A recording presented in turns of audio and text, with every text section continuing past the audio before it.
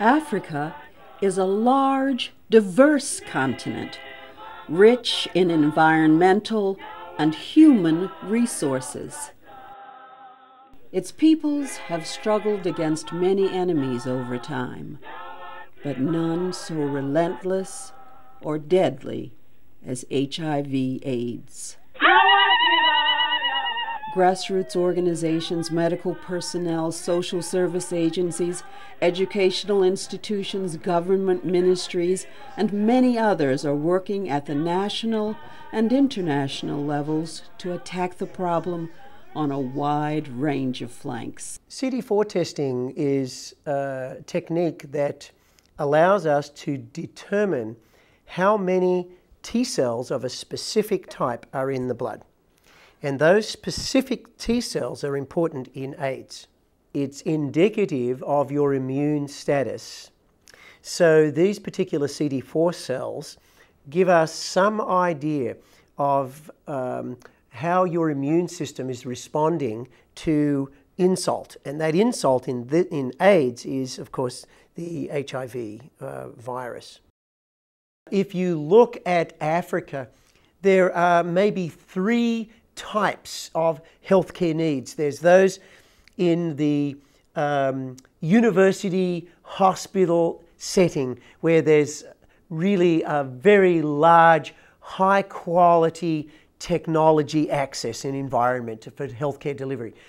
And that's one area. And then there's a second area which is a little more remote from that, but hospitals where there's again a reasonable access to healthcare. Then there's a third component, and that is more rural component. And those are the least serviced groups in healthcare. And our goal was to address that area. This workshop actually, through the use of workshops and online surveys, critical field use issues were identified. I see patients on a day-to-day basis, and I can tell you that our people are dying in large numbers. They are dying because those of them who are able to come to town from urban and from rural areas come late. And when they come late, before the CD4 testing is done, which enables them to access treatment, a lot of them have died. Pregnant women in my center have to wait a long time, and some of them even deliver before they get to do the CD4 count. But our sponsors are doing their best, but they are overwhelmed by the sheer number.